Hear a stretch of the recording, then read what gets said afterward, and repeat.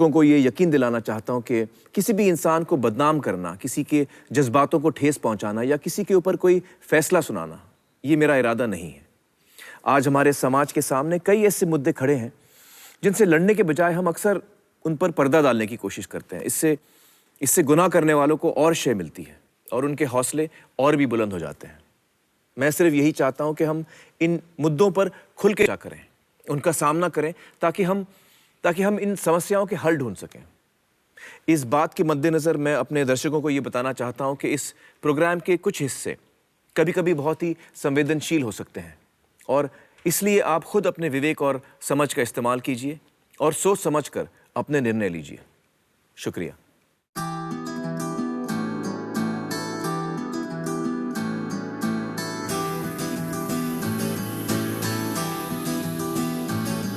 तेरा रंग ऐसा चढ़ गया कोई और रंग ना चढ़ सके, तेरा नाम सीने पे लिखा हर कोई आके पढ़ सके। है जुनून है तेरे इश्क का, ये जुनून है रग रग में इश्क तेरा दौड़ता, ये बावला सा खून है। तूने ही सिखाया सच्चाइयों का मतलब, तेरे पास आके जाना मैंने जिंदगी का मकसद। सत्यमेव सत्यमेव सत्यमेव जयते, सच्चा है प्यार मेरा सत्यमेव जयते। सत्यमेव सत्यमेव सत्यमेव जयते।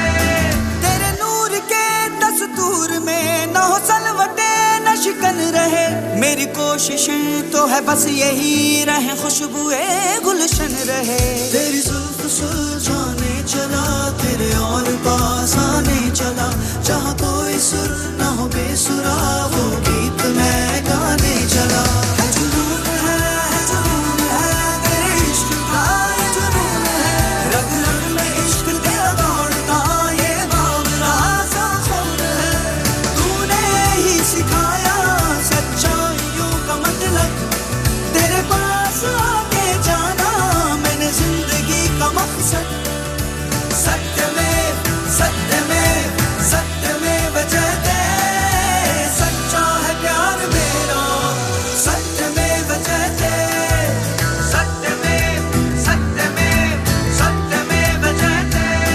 तेरा रंग ऐसा चढ़ गया फनशा जो और भी बढ़ गया, तेरी बारिशों का करम है ये मैं निखर गया, मैं संवर गया। जैसा भी हूँ अपना मुझे ये नहीं है बोलना, काबिल तेरे मैं बन सकूं मुझे द्वार ऐसा खोलना। सांसों की इस रफ्तार को, धड़कन के इस त्योहार को, हर जीत को हर हार को, खुद अपने इस संसार को बदलूंगा मैं तेरे लिए। है जुनून है तेरे इश्क का, ये जुनून है रग रग में इश्क तेरा दौड़ता, ये बावला सा खून है। सत्यमेव सत्यमेव सत्यमेव जयते, सच्चा है प्यार मेरा सत्यमेव जयते।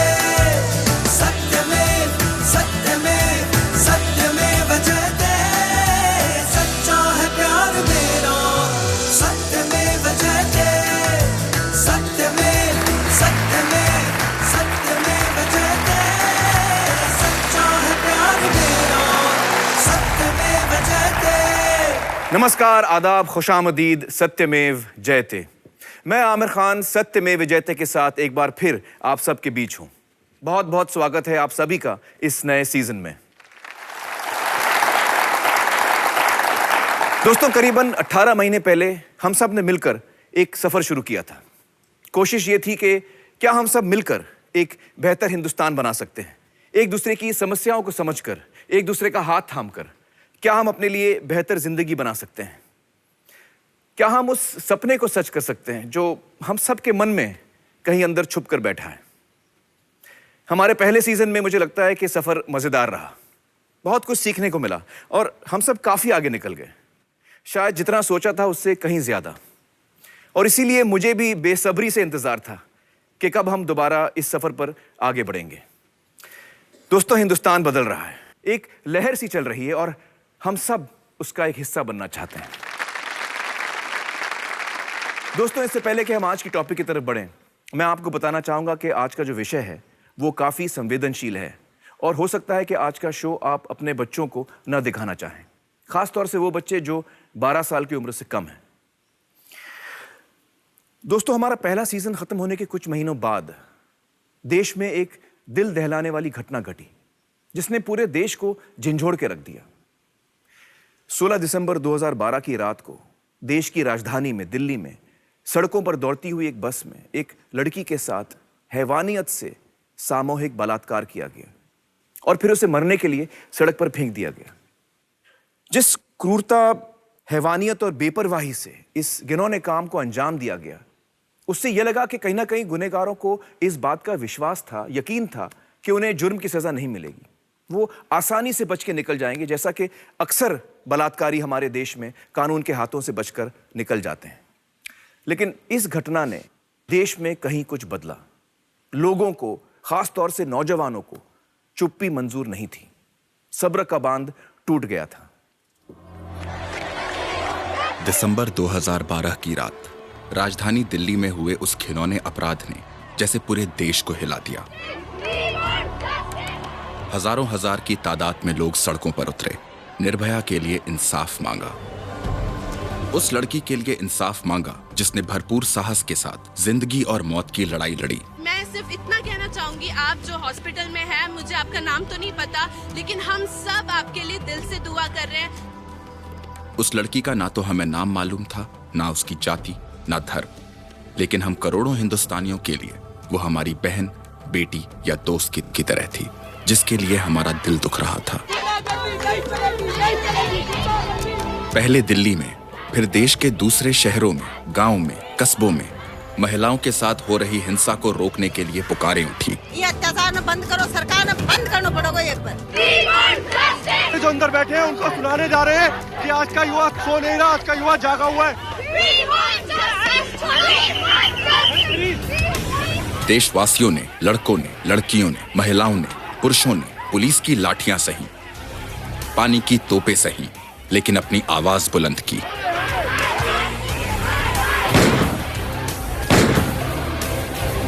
जन आक्रोश ने सरकारी मशीनरी को हरकत में आने को मजबूर किया। जनता का आंदोलन सफल रहा, आरोपियों को गिरफ्तार किया गया, मगर अफसोस, हमारी दुआएं निर्भया को नहीं बचा पाईं। इस संघर्ष ने कहीं ना कहीं एक आशा दी है, एक उम्मीद का चिराग रोशन किया है।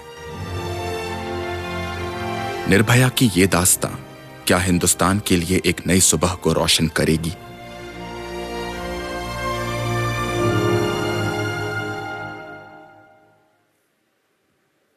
दोस्तों, दिल्ली के नौजवानों ने इस लड़ाई में पहल की। उनमें से कुछ नौजवान इस वक्त हमारे साथ मौजूद हैं।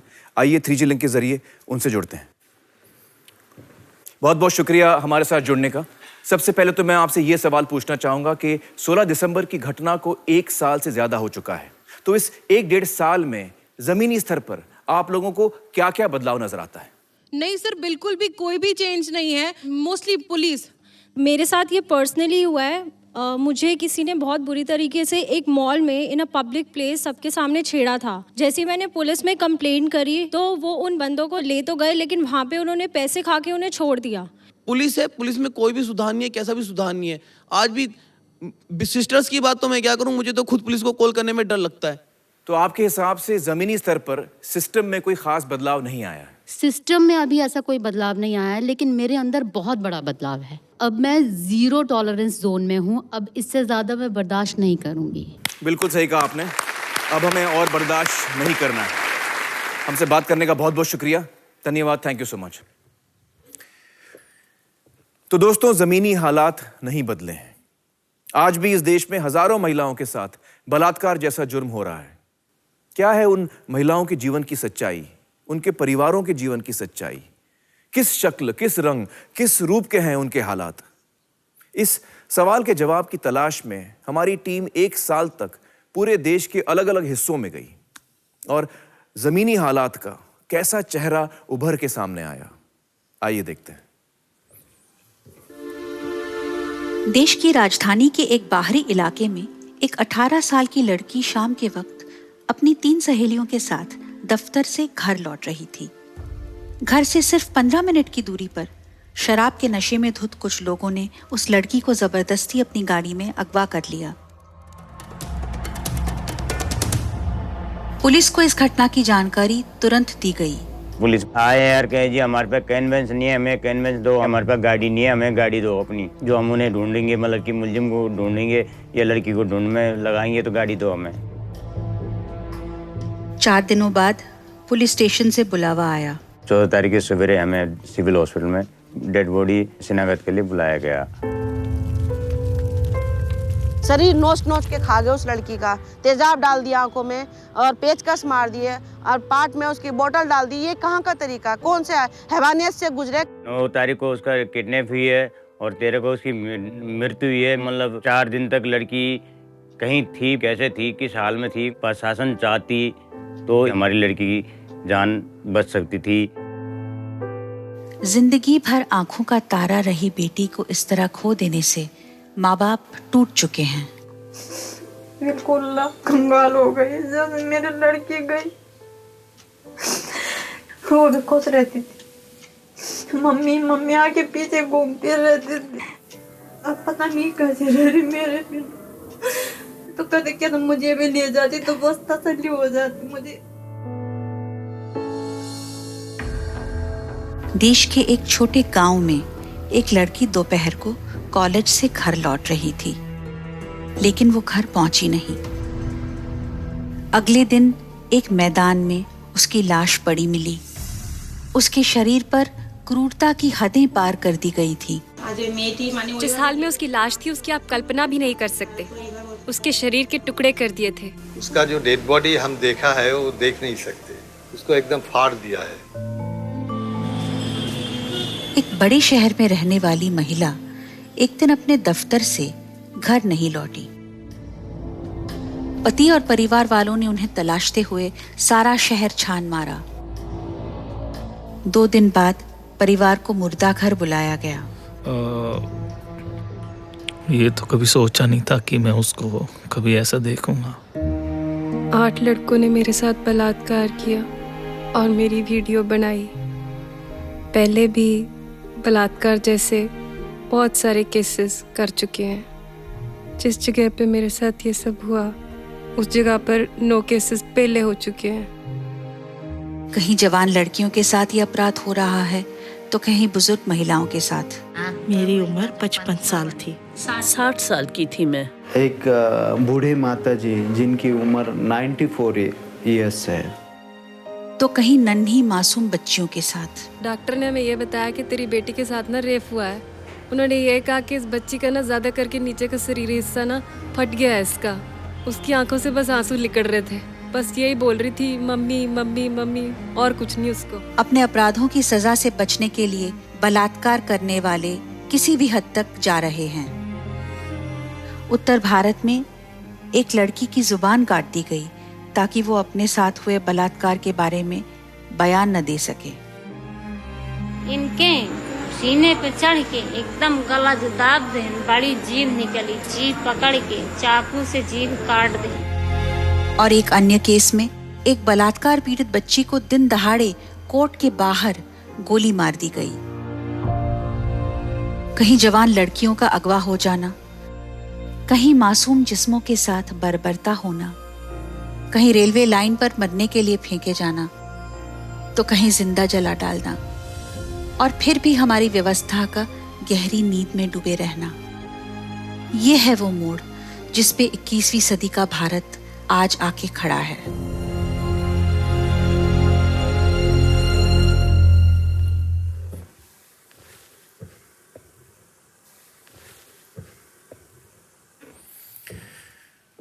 तो यह है जमीनी सच्चाई का वो भयानक चेहरा जो हमारे सामने उभर के आ रहा है। और इस भयानक चेहरे को कैसे ताकत मिलती है, उसके पीछे कुछ साधारण सच्चाइयां हैं जिनको हमें समझना जरूरी है, तभी हम उन्हें बदल पाएंगे। मैं कुछ आंकड़े आपके साथ बांटना चाहता हूं। साल 2012 में इस देश की अदालतों के सामने बलात्कार के 1,01,000 41 मामले पड़े हुए थे। इनमें से पूरे 1 साल में जिन मामलों में आरोपियों को सजा सुनाई गई उनकी संख्या थी 3 में आरोपियों को बरी कर दिया गया और बाकी के 86,032 मामले अदालतों में बकाया हैं यानी पेंडिंग हैं। इसका मतलब 3.5% केसेस में ही आरोपियों को सजा मिली है और ये वो मामले हैं जो अदालतों तक पहुंच पाए हैं। बलात्कार के ज्यादातर मामले तो रिपोर्ट ही नहीं होते। अगर उन मामलों को भी इसमें शामिल कर दिया जाए तो यह आंकड़ा शायद 1% से भी कम हो जाएगा। 1% से भी कम। इससे एक बात साफ निकलकर सामने आती है कि हिंदुस्तान में बलात्कारियों का पलड़ा भारी है। क्यों? ऐसा क्यों है? देश के एक बड़े शहर में अपने परिवार से दूर एक इंसान मेहनत मजदूरी कर रोजी रोटी कमाते थे। गांव में रह रही उनकी बच्ची हमेशा पिता की दूरी को महसूस करती थी। साथ ही उसकी आंखों में एक सपना था। शहर के बड़े स्कूल में अच्छी पढ़ाई करके जिंदगी में कुछ बनना चाहती थी, कुछ करके दिखाना चाहती थी। पिता आखिरकार कई सालों के बाद अपनी लाडली की ये तमन्ना पूरी करने में कामयाब हुए। बहुत चाव से अपनी मासूम आंखों में कुछ सपने लिए बिटिया पिता के साथ शहर में रहने आई। लेकिन एक रात अचानक कुछ बदमाशों ने बिटिया का अपहरण कर लिया। माता पिता सारी रात उसे ढूंढते रहे। आखिर सुबह बिटिया बदहाल हालत में एक सुनसान जगह पर पाई गई। उसके साथ सामूहिक बलात्कार किया गया था। परिवार जब एफआईआर लिखवाने थाने पहुंचा तो मां बेटी को सारी रात वहीं रोक कर रखा गया। सुबह बिना एफआईआर लिखवाए वे घर लौटे। अपराधियों को तुरंत गिरफ्तार नहीं किया गया और परिवार पर केस वापस लेने के लिए अपराधी बेहद दबाव डालने लगे। लेकिन लड़की और उसके माता पिता टस से मस नहीं हुए। वो एफआईआर लिखवाने फिर लौटे। आखिर एफआईआर दर्ज करके जब वे देर रात पुलिस थाने से निकले तो कुछ ही दूर पर अपराधियों ने फिर लड़की को जबरदस्ती उठा लिया। उन्होंने फिर उसके साथ बलात्कार किया और उसे मार डालने के लिए रेल की पटरियों पर फेंक दिया। संयोग से स्टेशन पर कुछ लोगों ने उसे देखा और उसे बचा लिया। दूसरे बलात्कार के बाद परिवार फिर पुलिस थाने लौटा। पुलिस ने दूसरे बलात्कार की एफआईआर दर्ज नहीं की। अपराधियों के हौसले और बुलंद हुए। डर के मारे परिवार को अपना घर छोड़ किसी और इलाके में बसना पड़ा। लेकिन कुछ ही दिनों में अपराधियों के आदमियों ने उन्हें ढूंढ निकाला और एक दिन जब लड़की घर पर अकेली थी तो उसे जिंदा जला दिया।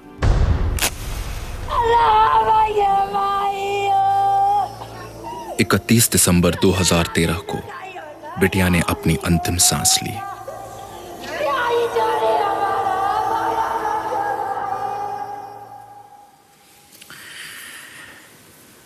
दोस्तों, इस वक्त हमारे साथ बिटिया के माता पिता मौजूद हैं। मैं समझ सकता हूं कि ये सारी बातें दोहराना आपके लिए कितना मुश्किल होगा। इस पूरे दौरान पुलिस का रवैया कैसे रहा? अगर शुरू से पुलिस अगर सही से सरकार प्रोटेक्शन देता तो मेरा बेटी के साथ बलात्कार दोबारा भी नहीं होता।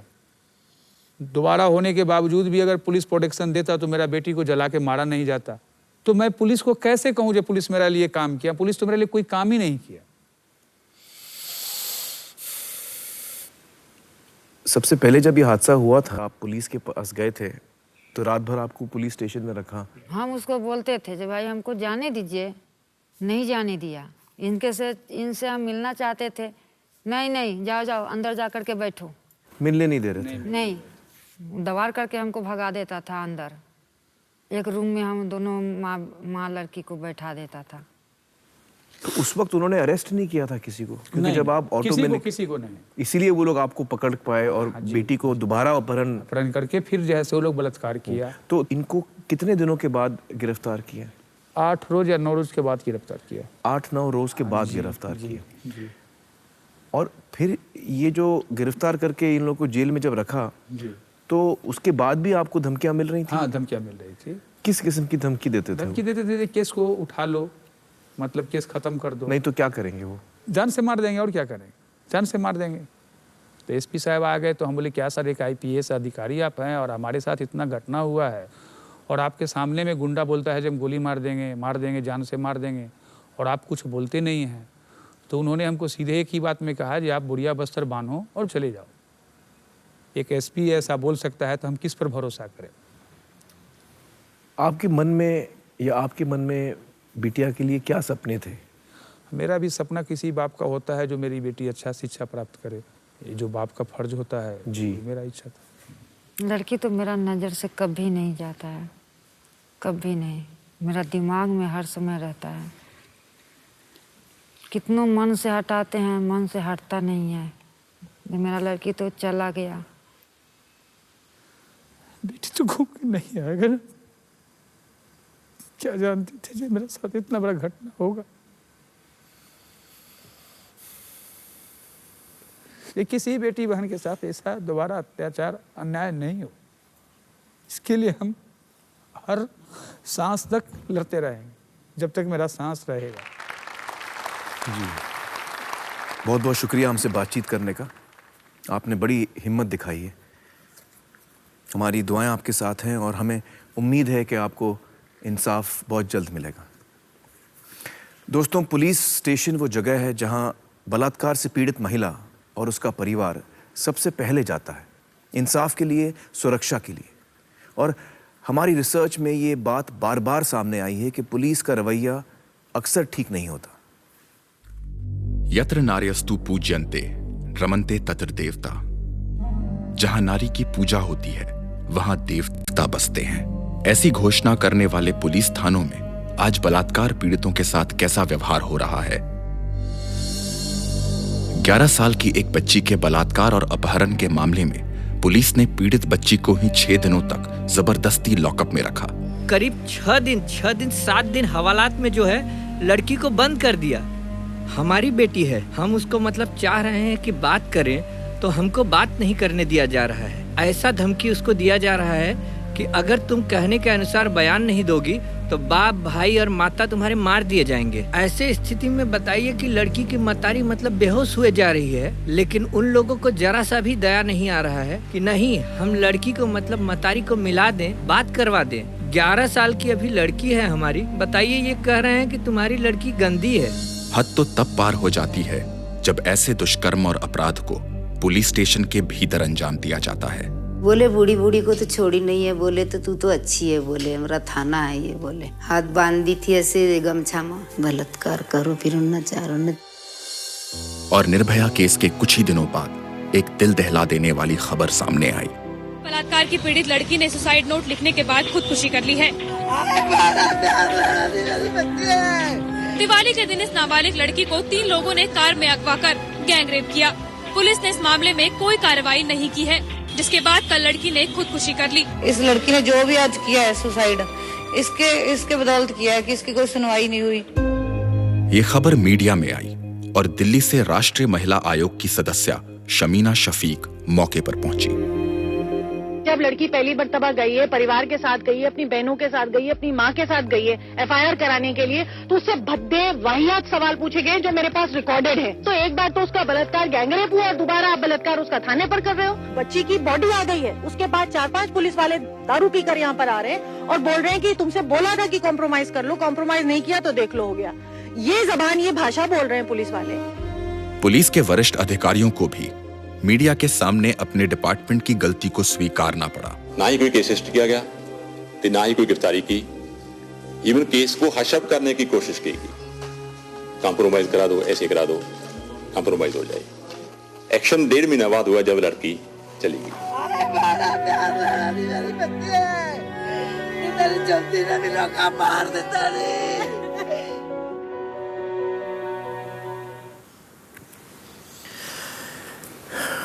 दोस्तों, इस वक्त हमारे साथ हैं शमीना शफीक जी, जो राष्ट्रीय महिला आयोग की सदस्य हैं। शमीना जी, आप देश भर में ऐसे केसेस की तहकीकात में जाती हैं। आमतौर पे पुलिस का रवैया कैसा रहता है? 90% मैं कहूँगी जो केसेस जो सामने आते हैं वो पुलिस एपैथी के ही होते हैं, क्योंकि जो भी दुर्घटनाएं घटती हैं महिलाओं के साथ, बच्चियों के साथ, उसके बाद जो रवैया, जो एटीट्यूड पुलिस का होना चाहिए वो दिखता नहीं है। वहाँ पर बजाय इसके कि वो अपना काम करें, वो और उसमें दोष ढूंढने की कोशिश करते हैं, तो ये अपने आप में एक बहुत हिला देने वाली बात होती है। क्या पुलिस वाले को ये आज़ादी है कि वो एफआईआर दर्ज करे ना करे, ये उसकी चॉइस है, या एफआईआर दर्ज करना कंपलसरी है? कानून बहुत सिंपल है, साफ है।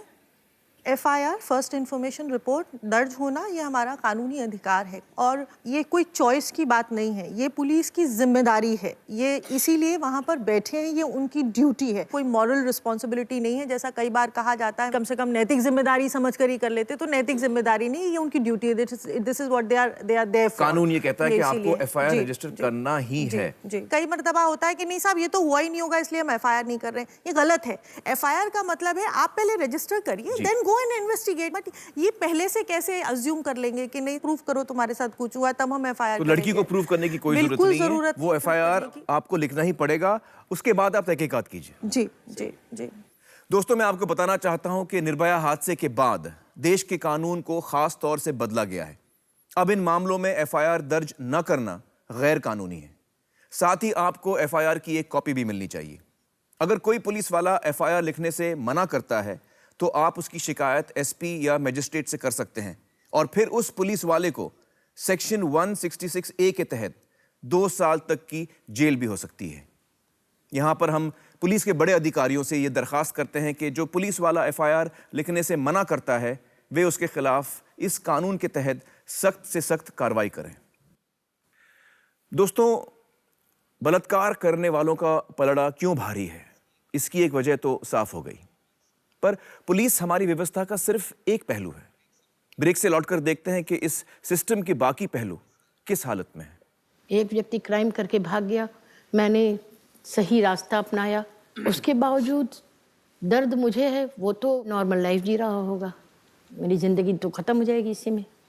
जो मेडिकल किताबें हैं उसमें ऐसा लिखा गया है कि जब भी बलात्कार से पीड़ित बच्ची या औरत आए तो आप उसको शक की नज़र से देखो। हाँ,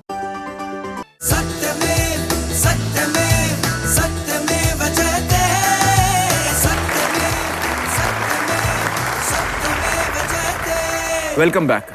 दोस्तों, बलात्कार के घटना के बाद पुलिस के अलावा एक महिला को जिस चीज़ की सबसे पहले और सबसे ज़्यादा ज़रूरत होती है वो है अस्पताल, डॉक्टरी देखभाल। 2 वजहों से।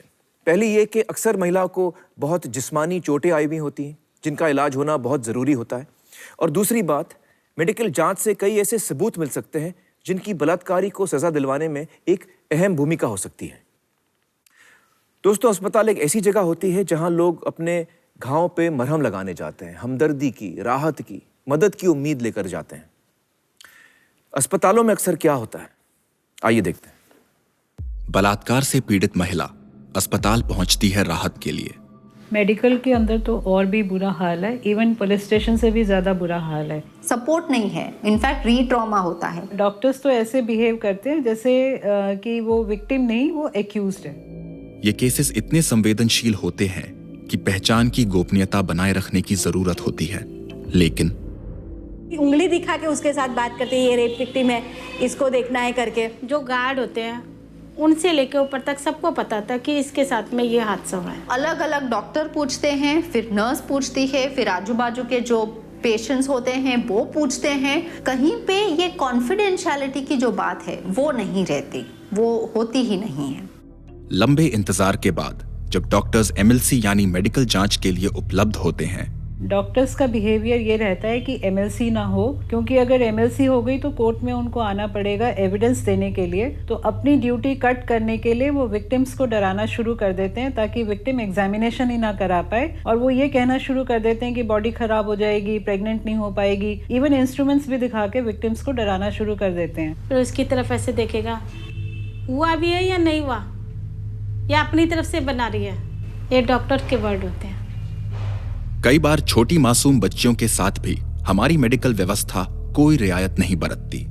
ये नहीं है कि बच्चों को उस टाइम मॉरल सपोर्ट करें कि नहीं बेटा हम कुछ नहीं करेंगे, आपका मेडिकल टेस्ट करेंगे, कुछ नहीं होता है, ये आपके लिए जरूरी होता है, बस सीधे ये हुआ है जाओ लेटो। छोटी सी 4 साल की बच्ची का डॉक्टर एग्जामिनेशन कर रहे थे, बेड पे लेटा दिया बच्ची को, उसके दोनों पाँव बांध दिए, दोनों हाथ बेड पे बांध, तड़फ रही है बच्ची, जोर जोर से रो रही है, मतलब उस तरफ हमको भी देखा नहीं जा रहा है। बच्चा रो रहा था, उसके बाद भी डॉक्टर्स को कोई असर नहीं हुआ, वो वैसे ही उसकी एग्जामिनेशन कर रहे थे। और जबकि वो दोनों पार्ट एक हो गए थे उसमें। मेडिकल जांच में एक अमानवीय और निरर्थक टेस्ट किया जाता है, 2 फिंगर टेस्ट। इस टेस्ट में महिला या बच्ची की योनि में उंगलियां डालकर यह निर्धारित करने की कोशिश की जाती है कि महिला शारीरिक संबंधों की अभ्यस्त है या नहीं। सुप्रीम कोर्ट के एक फैसले के अनुसार 2 फिंगर टेस्ट बलात्कार से जूझ रही महिला के निजी जीवन, मानसिक एवं शारीरिक सम्मान तथा गरिमा के अधिकार का उल्लंघन है। सुप्रीम कोर्ट के इस फैसले के बावजूद देश के कई अस्पतालों में ये टेस्ट आज भी हो रहा है।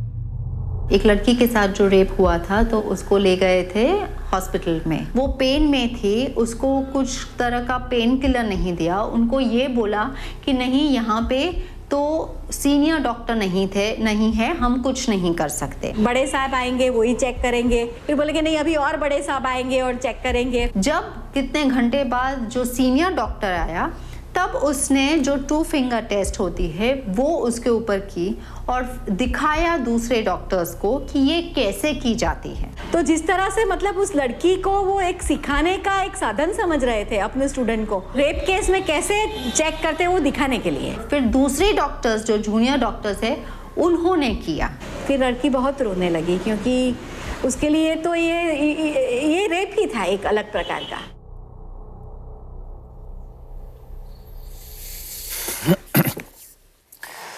दोस्तों, इस वक्त हमारे साथ मौजूद हैं श्री राजमंगल प्रसाद, जो प्रतिथि नाम की संस्था के साथ जुड़े हुए हैं। ये संस्था बलात्कार से जूझ रही महिलाओं और बच्चियों की मदद करती है। राजमंगल जी, मुझे बताइए कि मेडिकल जांच को लेकर और अस्पतालों के रवैये को लेकर आपका क्या अनुभव रहा है? हॉस्पिटल का जो वातावरण है, जो अभी दिखाया गया वीडियो में, वो पूरी तरह सच है। वो छोटे बच्चों को देखा गया, 1-2 घटना ऐसी हुई है जिसपे कि लेबर रूम में जहां महिलाओं को किया गया है, लेबर पेन में करा रही हैं, वहां एक 12 साल की लड़की को ले गए और लिटा दिया। उस बच्ची के ऊपर आप समझ सकते हैं कि वो देख के ही परेशान, इतनी ट्रॉमा हो रही थी, उसके साथ ये हुआ। एक बच्ची था जिसके अंदर वो कील का कंप्लेंट था, FIR में भी दर्ज था कि अंदर कील डाल दी थी आरोपी ने। उस मामले को ऐसे हॉस्पिटल वहाँ ले गए और उस हॉस्पिटल के पास एनेस्थीसिया वगैरह के लिए भी नहीं था कि उसका मेडिकल जांच कर सके। ये मामले आते रहते हैं। एक और बात ये करना चाहेंगे कि इसमें भी क्लास बायस बहुत ज़्यादा है। पीड़िता तो सब है, लेकिन अगर उसका कोई बैकअप है, सामाजिक और आर्थिक रूप से वो थोड़ा मजबूत है, तो उसकी सुनवाई फिर भी है, बेहतर है। लेकिन जिसके पास आर्थिक साधन नहीं है, गरीब है, उनकी स्थिति बहुत ही बेकार है। और अभी 10 दिन 15 दिन पहले भी ऐसे वाकया आया था जिसमें कि छोटी बच्ची थी 12 साल की, उसको ले गए थे, तो वहाँ पे डॉक्टर ने ही डिस्करेज किया, कहा कि पूरा हाथ डालना पड़ेगा। लेकिन मुझे बताइए कि ये क्यों पेशेंट को डराते हैं, बच्ची को डराते हैं, महिला को डराते हैं, ऐसा क्यों करते हैं वो? एक तो वही लोड की बात है, वर्कलोड की बात है। कोप नहीं कर पा रहे हैं तो उनको सबसे शॉर्टकट तरीका यही लगता है कि ये खुद मना कर दे तो ये टल जाए। हमें एक वाकया याद है जिसमें कि जो डॉक्टर था वो रिफ्यूज़ कर दिए कि बिना पुलिस के हम मेडिकल नहीं करेंगे। क्या ये डॉक्टर ऐसा कह सकता है कि पुलिस नहीं होगा तो हम मेडिकल नहीं करेंगे? ये सही नहीं, ऐसा नहीं कह सकता। तो उसको करना चाहिए, तो उसको करना चाहिए। पुलिस की जरूरत रहना जरूरी नहीं है। और अब तो और कानून में भी क्रिमिनल लॉ अमेंडमेंट में आया है, उसमें बहुत स्पष्ट है कि प्राइवेट मेडिकल जो सेटअप है, हॉस्पिटल है, वहाँ भी मना नहीं कर सकते। तो चाहे आप पब्लिक हॉस्पिटल जाएं, प्राइवेट हॉस्पिटल जाएं, आप जा सकते हैं। और कानूनन ये प्राइवेट हॉस्पिटल को ये स्कोप नहीं है मना करने का, ट्रीटमेंट के पार्ट पे भी और एविडेंस के पार्ट पे भी। जी, ये बड़ा स्पष्ट है। बहुत बहुत शुक्रिया हमारे साथ बातचीत करने का राजमंगल जी। दोस्तों, अब मैं न्योता देना चाहूंगा संगीता रेगे और डॉक्टर निखिल दातार को। संगीता जी सेहत नाम की संस्था के साथ जुड़ी हुई हैं, जो इस विषय पर कई सालों से काम कर रही है। और डॉक्टर दातार एक जाने माने गायनेकोलॉजिस्ट हैं, मुंबई के कूपर और अन्य बड़े अस्पतालों के साथ जुड़े हुए हैं। बहुत बहुत शुक्रिया हमारे साथ जुड़ने का। संगीता जी, अस्पतालों में जो व्यवहार हो रहा है, जिसके बारे में हम सुन भी रहे हैं, हमने देखा भी है, इसकी जड़ कहाँ है? क्यों ऐसा हो रहा है? हमने 100 के ऊपर अस्पतालों में इस प्रकार का अभ्यास किया है और सिचुएशन बहुत ही गंभीर है, क्योंकि ज़्यादातर डॉक्टर्स, नर्सेज इस प्रकार की औरतों को मरीज समझते ही नहीं है। मतलब मैं समझा नहीं, जो महिला आती है उसको पेशेंट नहीं मानते वो? बिल्कुल नहीं मानते। क्यों? जैसे मतलब पेशेंट तो है, वो पेशेंट क्यों नहीं मानते? नहीं, आप जो सोच रहे हो कि पेशेंट है, वो मरीज है, लेकिन डॉक्टर के लिए वो सिर्फ एक सबूत का टुकड़ा है। जैसे ही ऐसी महिलाएं या बच्चियां अस्पताल में आती है तो डॉक्टर तो परेशान हो जाते हैं। उनको लगता है कि ये मेरा काम नहीं है, मुझे तो मरीजों को देखना है जो बीमार है। ये बला कहाँ से आ गई कि अब मैं इसकी जांच करूं? ये तो बहुत ताज्जुब की बात है। देखिए, रेप के मामले को सिर्फ पुलिस का मामला समझा जाता है, लेकिन इसके आरोग्य के ऊपर बहुत गहरे असर है।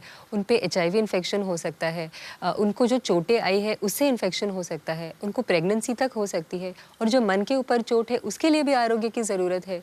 ये सारा नज़रअंदाज किया जाता है। मैं आपको कुछ उदाहरण देना चाहूँगी। 8-10 साल की बच्ची थी और वो अपने माँ बाप उसको ले आए थे, और बच्ची जब अस्पताल में आई तो बहुत पीड़ा में थी, इतनी पीड़ा कि वो बैठ भी नहीं पा रही थी। उसने पेशाब नहीं किया था 24 घंटे से बलात्कार होने के बाद। तो डॉक्टर ने उसको देखा और कहा कि ये गोलियां ले लो और निकलो।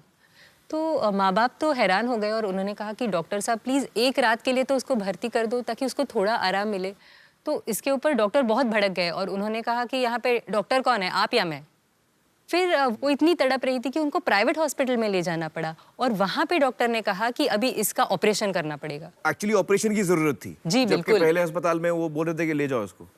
तो आप समझ सकते हैं कि औरत को देखने का नजरिया सिर्फ एक जैसे सबूत का टुकड़ा मान के वो चल रहे हैं। तो सबूत इकट्ठा ठीक से करते होंगे फिर? सबूत तक ठीक से इकट्ठा नहीं करते। सबूत भी ठीक से इकट्ठा नहीं करते? नहीं। क्यों, ऐसे कैसे? सबूत इकट्ठा करने के लिए आपको बात तो करनी पड़ेगी, कुछ सवाल पूछने होंगे। कुछ सवाल पूछने होंगे। तो वो नहीं पूछते? वो भी नहीं पूछते हैं। जब रेप से पीड़ित महिला या बच्ची आती है तो पूछेंगे आपका नाम क्या है, आपकी उम्र क्या है, और शुरू हो जाएंगे एग्जामिनेशन जांच शुरू में। कर देंगे। बिल्कुल। तो इसके क्या परिणाम हो सकते हैं? मैं उदाहरण के तौर पे आप बताऊंगी आपको। एक 15 साल की लड़की थी जिसके ऊपर सामूहिक बलात्कार हुआ था। बच्ची की टांगें बांध दी गई थी, हाथ बांध दिए गए थे, उसको चेहरे पे भी काफी सारे निशान आए थे मार के। और जब उसकी जांच हुई तो डॉक्टरों ने सिर्फ इतना लिखा था कि जो उसके गुप्तांगों की जांच की उसमें उनको कुछ भी खरोच दिखाई नहीं दी, लेकिन उन्होंने ये जिक्र भी नहीं किया कि चेहरे पे निशान है, हाथ पे निशान है। तो आप समझिए कि अगर इस प्रकार की रिपोर्ट कोर्ट में जाती है तो इसका मतलब तो यही बनाया जाता है कि लड़की ने कुछ भी विरोध नहीं किया, प्रोटेस्ट नहीं किया, उसने लड़ी नहीं, शायद उसकी सहमति से हुई है। बिल्कुल। लेकिन वो लड़ कैसे सकती है, उसके हाथ बंधे हुए हैं। बिल्कुल बिल्कुल। और एक उदाहरण मैं आपको देना चाहूंगी कि एक बलात्कार से पीड़ित जब औरत आई थी, जांच के दौरान डॉक्टर ने उसको पूछा भी नहीं कि बलात्कार किस प्रकार से हुआ। तो बलात्कार उसके ऊपर पीछे से किया गया था, लेकिन डॉक्टर ने पूछा ही नहीं और उन्होंने सिर्फ योनि की जांच की और वहाँ के सैंपल लिए। अब सैंपल्स जब लैब में भेजे तो सारे नेगेटिव आए, उसमें कुछ मिला नहीं उनको। कुछ भी नहीं मिला उसमें। फिर बोला जाता है कि महिला झूठ बोल रही थी कि मेरे ऊपर बलात्कार हुआ है। लेकिन ऐसा क्यों है कि डॉक्टर जाहिर से सवाल क्यों नहीं पूछ रहे हैं? ये क्योंकि इसके लिए उनका कोई ट्रेनिंग ही नहीं है। मतलब ट्रेनिंग तो मेडिकल डिग्री है, डॉक्टरों की कई सालों की ट्रेनिंग है, तो MBBS है ना ये लोग। हाँ हाँ बिल्कुल। तो फिर ट्रेनिंग ठीक कैसे नहीं हुई है? मतलब मैं समझा नहीं। ट्रेनिंग दी जाती है, लेकिन उस ट्रेनिंग में क्या सिखाया जाता है, किस प्रकार से उनका रवैया बनाया जाता है, इसके बारे में मैं आपको थोड़ा बताना चाहूंगी। और मेडिकल किताबें हैं उसमें ऐसा लिखा गया है कि जब भी बलात्कार से पीड़ित बच्ची या औरत आए तो आप उसको शक की नजर से देखो। हाँ, ऐसा भी लिखा है कि अगर आप एक पुरुष डॉक्टर है और अगर आप उसकी जांच करते हैं महिला की, तो आप सतर्क रहना, क्योंकि ऐसी औरत आपके ऊपर भी आरोप डाल सकती है कि आपने उसका बलात्कार किया है। ये सब टेक्स्ट बुक्स में है? बिल्कुल। तो आप समझ सकते हैं कि क्या रवैया होगा डॉक्टरों का औरत को सिखाया जा रहा है हमारे मेडिकल स्टूडेंट्स को। और सबसे महत्व की बात है कि देखिए, कोई भी हॉस्पिटल में कोई पद्धति नहीं है कि रेप का एग्जामिनेशन किस प्रकार से किया जाए। आप कोई भी अस्पताल में जाओगे तो 2 डॉक्टर 2 अलग पद्धति से उसका एग्जामिनेशन कर रहे हैं। 2 अलग-अलग तरीके से कर सकते हैं डॉक्टर एक ही अस्पताल में। तो कोई एक तरीका नहीं है ये जांच करने का। तो आपके संस्था ने इस पे कुछ काम किया है? हाँ, तो 2008 में सेहत संस्था जिसको मैं बिलोंग करती हूँ, तो वहाँ पे हमने एक कोशिश, एक पहल की कि मेडिकल एग्जामिनेशन जिस प्रकार से होनी चाहिए उसकी एक पद्धति होनी चाहिए।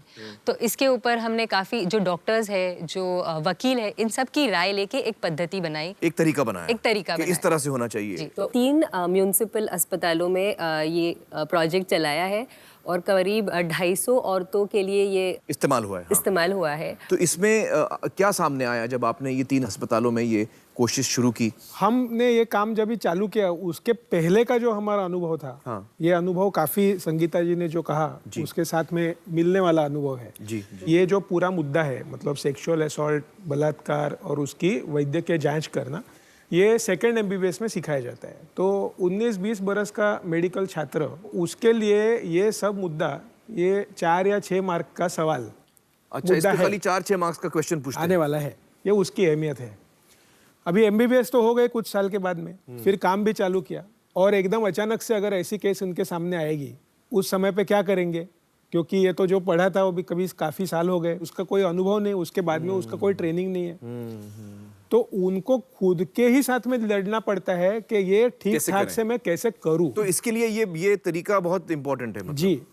तो जब भी सेहत वाले मेरे साथ मुझे मिलने आए और हम लोग ने ये जो प्रोटोकॉल है ये वापरने को चालू किया, तो कैसा रहा आपका अनुभव? अभी आज के तारीख में ऐसा हो गया है कि वो काम करने वाले ड्यूटी के ऊपर के जो डॉक्टर रहते हैं, उसके लिए वो एक लाइव गाइड जैसा उसको बाजू में खड़ा रह के हेल्प कर रहा है, मानो तो मदद डॉक्टर दे रहा के है। लिए आसान हो गया, बहुत आसान हो गया। बहुत बार हम लोग के पास में ऐसा होता था कि एक डॉक्टर का एक माइंडसेट हो जाता है कि अभी तो क्या है, इसके अंदर तो खाली एविडेंस कलेक्ट करना है, बराबर है।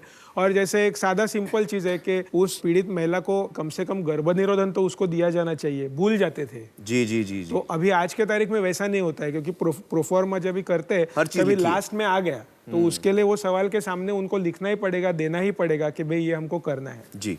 दूसरी बात हम लोग ने जो की वो ये की कि ये एग्जामिनेशन के लिए कुछ बहुत सारी सिंपल चीज़ें, सादी चीज़ें लगती है। अभी आप विश्वास नहीं करेंगे, अगर आप मेरे अस्पताल में या कोई भी अस्पताल में रात को 2 बजे जाएंगे समझो, तो आपको शायद हार्ट सर्जरी के सब इक्विपमेंट्स, सब साधन सामग्री आसानी से मिलेगी, लेकिन नेल कटर नहीं मिलेगा, बराबर है, क्योंकि वो हमारे काम में रूटीन में लगता नहीं है। अभी यहाँ तो वो बहुत अहम है, क्योंकि आपको नेल्स जो है, फिंगर्स के जो नेल्स है, नाखून उसके अंदर जो सबूत मिल सकते हैं, वो बहुत इंपॉर्टेंट सबूत हो सकता है, लेकिन वो है ही नहीं उस समय के ऊपर। तो हम लोग ने एक छोटा सा किट बनाया कि वो किट भी उसके साथ साथ में होगा, और उसके वजह से ओवरऑल ऐसा हो गया कि जो पूरा समय लगता था ये एग्जामिनेशन करने के 4-5 घंटे लग रहे हैं, तो वो अभी ऑलमोस्ट 1 घंटे के अंदर ये पूरी एग्जामिनेशन जो है, ये हमारी अभी एग्जामिनेशन पूरी होने को चालू हो गई। और एक बहुत अच्छी बात जो हो गई, वो विक्टिम या सर्वाइवर कि जहाँ से हमें सबूत इकट्ठा करना है, वहाँ से लेके पूरा जो रवैया है मरीज या पेशेंट के ऊपर आ गई। नजरिया बदल गया कि भाई हम जो आज करेंगे उसके वजह से उस पीड़ित महिला को भी आगे जाके न्याय मिलने वाला है। जी। तो ये एक सुकून की भावना जो है, वो मुझे ऐसा लगता है कि डॉक्टरों में आ गई, और ये काफी बड़ा बदलाव है। तो ये आपने फिर और भी अस्पतालों में, देश भर में और भी अस्पतालों में ये इस्तेमाल होता है? हमने बहुत कोशिश की है कि इसका नेशनल लेवल पे ये लागू हो जाए, लेकिन अभी तक हम लोग पूरी तरह से कामयाब नहीं हो पाए हैं। दोस्तों, जांच का एक ऐसा तरीका जो देश भर में एक जैसा हो, स्टैंडर्डाइज्ड हो, ये एक बहुत ही अच्छा सुझाव है, और मुझे ताज्जुब है कि यह अभी तक ऐसा नहीं है।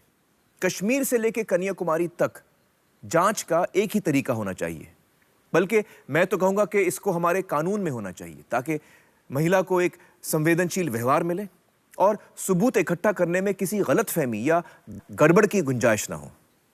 अगर आप सब मेरी इस बात से सहमत हैं तो के लिए वोट कीजिए, हमारे वोट फॉर चेंज कैंपेन का हिस्सा बनिए। तो अपना फ़ोन उठाइए और इस टोल फ्री यानी मुफ्त नंबर पे मिस्ड कॉल दीजिए 1800-103-2301।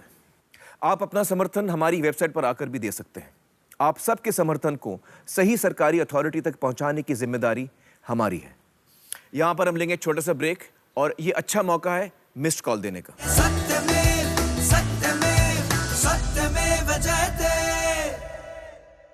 25 साल की एक शादीशुदा महिला का ये कहना था। उन्होंने कहा कि बलात्कार कैसे किया, उन्होंने पूरा बताओ, खुल के बताओ। कहने लगे साड़ी उठाकर दिखाओ कैसे बलात्कार किया, और सारे आरोपी वहां बैठकर हंस रहे थे।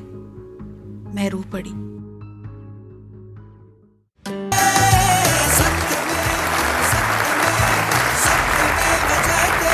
Welcome back.